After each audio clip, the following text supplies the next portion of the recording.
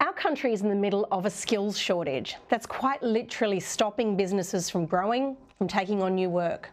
We have shops that are limiting their hours because they can't get the staff, a construction industry in crisis because of the lack of qualified trades, and costs that are going out of control as a result. Well, upon its election, Labor appointed former New South Wales Chief Scientist Mary O'Kane to consider the big picture of how higher education should be made better in what Federal Education Minister Jason Clare called the year for ideas. Nothing's off the table here. I mean, the market for good ideas. You know, this is a year for big ideas in education.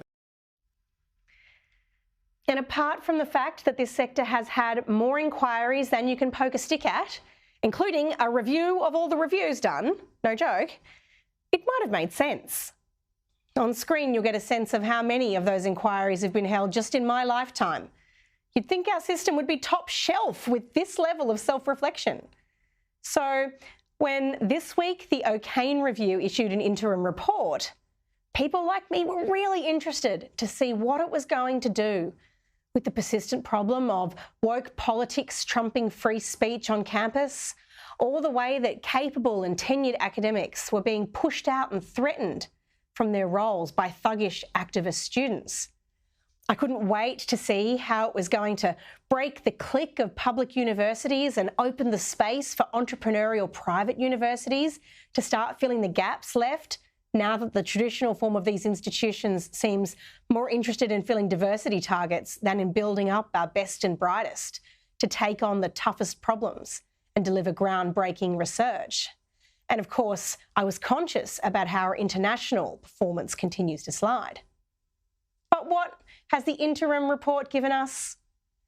Another meal of Marxist nonsense to be ingested with a hearty glass of identity politics to make it go down more easily. Let's start with what the authors call their goal. They said, "Our goal must be growth for skills through greater equity." Well, it's hard to work out exactly what this sentence is trying to convey. The red flag for me is the word equity, denoting equality of outcome rather than equality of opportunity.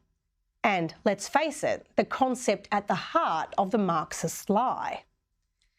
No free society can deliver equality of outcomes, and even if it did, it wouldn't satisfy, because every human being wants different things out of life and has different talents and skills to bring to the table. Totalitarian societies succeed in delivering equality of outcomes, though. Equal poverty, brutality, and oppression for everyone, except the powerful elite. In any event, surely the lowering of standards in the name of equity to date, particularly in fields like, for instance, teacher training, is a huge part of the problem that needs to be solved right now, not something we need a whole lot more of. Here is another of the goals it sets out. Quote, "Moving towards a self-determined approach to national funding and policy settings in relation to First Nations students' employment, teaching, research and engagement, with universities mirroring this approach within their institutions, as is the case in some institutions today." If you can understand that, you're a lot smarter than me. It's a pretty mysterious statement. It's about as management speak as a sentence can be, completely devoid of meaning.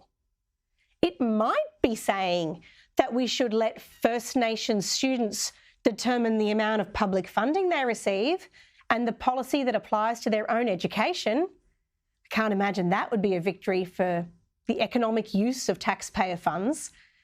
It can't be a good idea to have a different set of rules for one cohort of students based only on their race, nor can it be a good idea to let the person who spends the money decide how much should be got and how it should be used.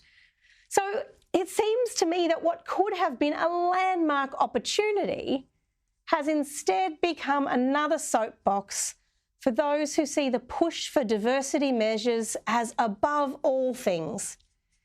And it's a mischance to make our education system fit for the challenge of delivering satisfying careers to Australians and useful skills to businesses at a time when both are sorely needed.